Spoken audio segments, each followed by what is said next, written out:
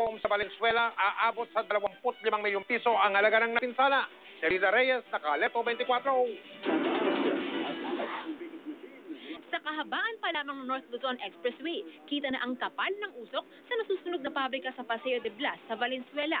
Nilalamon ng apoy ang Insulite Manufacturing Corporation, isang pabrika ng foam. Basta bero lang pumutok sa loob, tapos biglang kumalat na yung apoy. Balak sana namin ipatay, kaya lang wala na. Useless na rin yung magiging gagawin na, malaki na agad ang apoy. At dahil gawa sa highly combustible material o madaling nasusunog ang ginagamit na foam, aminado ang mga bomberong nahirapan sila. Gumamit kami ng 80 full F, yung ating aqueous film forming foam.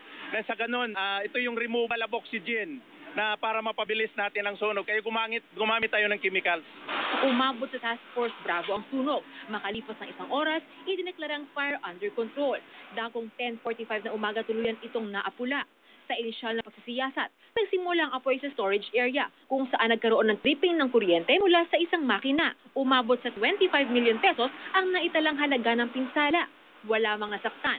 Nagdulot naman ng panic sa mga empleyado sa mga katabing pabrika sa pangambang madamay ang kanilang pinagtatrabahuhan. Wala nang dapat ipangamba yung neighboring structures. Officially declared fire out at hindi na pwedeng madamay pa yung mga katabing struktura nito. Rida Reyes, Nakaleto, 24.